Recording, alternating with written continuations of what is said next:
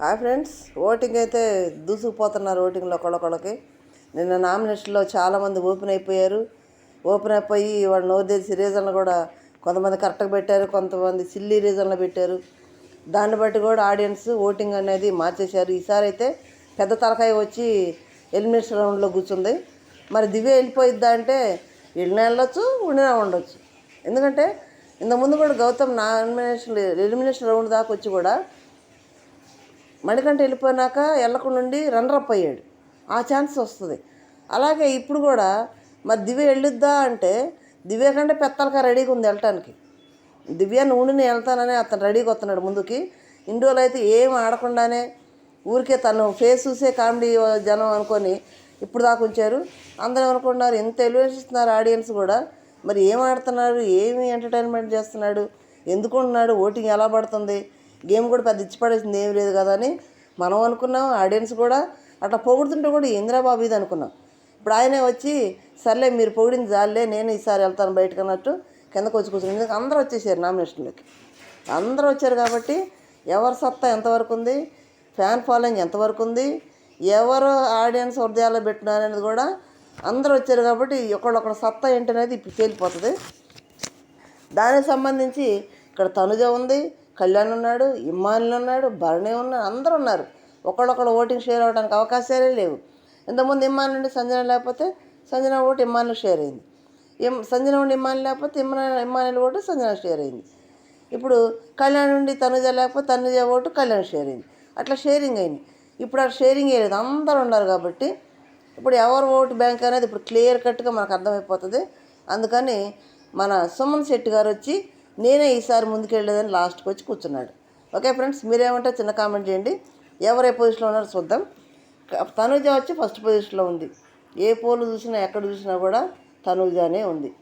ఎందుకంటే నిన్న సంజన ఎలివేషన్ ఇచ్చింది, మంచి పొగడితే కానీ నాకంటే టఫ్ కాంపిటేటర్ లేరా అన్నట్టు తనుజ అడిగింది.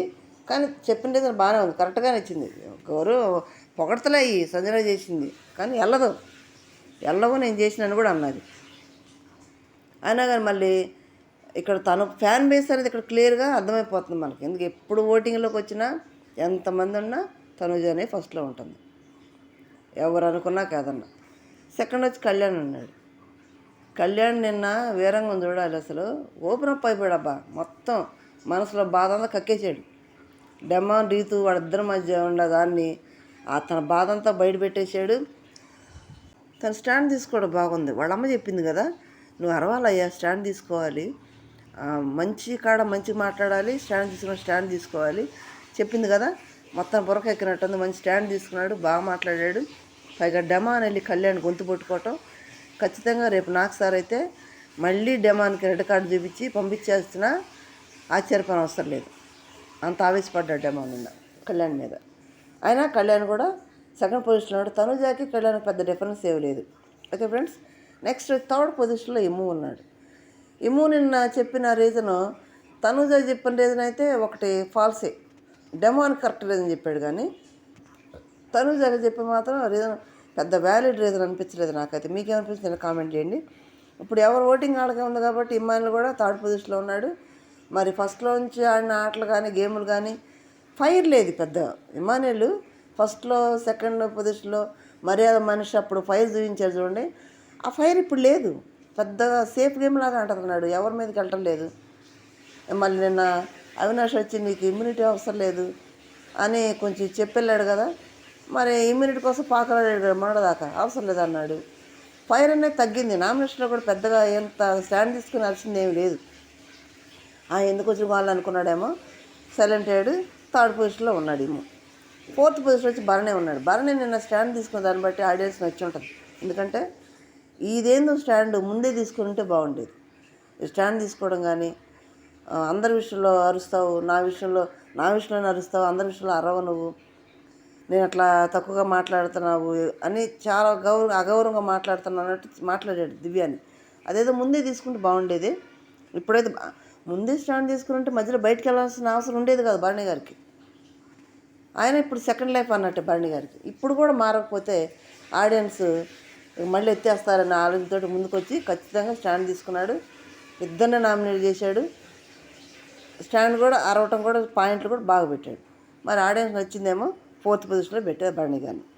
5th పొజిషన్లో సంజన ఉంది. సంజన నేను స్టాండ్ తీసుకోవడం రీతి విషయంలో కానివ్వండి, తనుజ విషయంలో కానీ, రీతి విషయంలో స్టాండ్ తీసుకొని మాట్లాడటం, ఆ మాటలు కరెక్ట్ కాదు. మరి నాకు సార్ అడుగుతారేమో, ఆ మాట అనకూడదుగా అంటారేమో, చూడాలి, అడుగుతారు ఖచ్చితంగా, ఆ మాట అనకూడదని అడుగుతారు. కానీ తను ఊరు పట్టలేక అనేసినట్టుంది. అవన్నీ కూడా ముఖం మీద చెప్పేసింది. తను కొన్ని మాటలు అంతే స్ట్రైట్ ఫార్వర్డ్ అనేసి రాసుకోదు. అనేసి కొంతమంది ఎదుటోడికి హట్ అయి ఉండొచ్చు, కానీ తను చెప్పే మాటలు పాయింట్లు ఉంటాయి, కరెక్ట్ పాయింట్ చెప్పుద్ది. హట్ అయినా కానీ కరెక్ట్ పాయింట్ చెప్పుద్ది. సరి చేసుకుంటే బాగుంటుంది. కానీ సంజన ఇష్టపడేవాళ్ళు చాలామంది ఉన్నారు. గేమ్ పోయిందని అంటున్నాను, కానీ మధ్యలో వైల్డ్ ఫైర్స్ వచ్చినా కొంచెం ముచ్చట్లో పడి వదిలేసిందిలే. నిన్నైతే మంచి స్టాండ్ తీసుకుంది. దాన్ని బట్టి రీతు దాంట్లో సంజన చేసింది కరెక్ట్ అనుకుంటే మీరు చిన్న కామెంట్ అయితే చేయండి. 5th పొజిషన్లో ఉంది. 6th పొజిషన్లో డెమాన్ ఉన్నాడు. డెమాన్ 6th పొజిషన్లో ఉన్నాడంటే ఇప్పుడు రీతు ఫ్యాన్స్ రీతు ఓటింగ్ కూడా డెమాన్కి వేస్తారు, ఖచ్చితంగా వేస్తారు. ఎందుకంటే వాళ్ళిద్దరు బాండింగ్ ఇష్టపడే క్యాండిడేట్స్ ఉన్నారు కాబట్టి, దాని మూలంగా రీతు హెల్ప్ చేస్తే మంచి దాని ఉన్నారు కదా, ఆ మూలంగా కొంచెం ఓటింగ్ అయితే పడుతుంది. 7th పొజిషన్ వచ్చి సుమన్ శెట్టి గారు ఉన్నారు. 8th పొజిషన్ దివ్య ఉంది. వీళ్ళిద్దరు పెద్ద డిఫరెన్స్ ఏమి లేదు, ఎవరైనా వెళ్ళొచ్చు. డబుల్ అయితే ఇద్దరు వెళ్ళొచ్చు. దివ్య కూడా ఆల్రెడీ వెళ్ళిపోవడానికి డిసైడ్ అయింది. ఎందుకు తన ఎయిమ్ ఏంటి, వాళ్ళ అమ్మ హౌస్లోకి రావాలి, వచ్చింది. నాకు గోల్ తీరిపోయింది, నాకు అవసరం లేదు, వెళ్ళిపోని కూడా వెళ్ళిపోతారని ఈజీగానే వేస్తుంది. మొన్నే వెళ్ళిపోవాల్సింది. తనకు కొంచెం గిల్టీ కూడా ఉన్నట్టుంది. ఎందుకంటే ఆడియన్స్ ఓట్ లేకుండా ఎలిమినేషన్ రౌండ్లో తీసుకొచ్చారు. ఆల్రెడీ ఎలిమినేట్ అయింది ఆడియన్స్ దృష్టిలో. ఇక్కడ ఇమ్మాన్యుయల్ సేవ్ చేయబట్టి ఆగింది. అది కూడా కొంచెం గిల్టీగా ఉన్నట్టుంది. తను డల్ అయిపోయింది. తను వెళ్ళిపోవడానికి సిద్ధపడింది.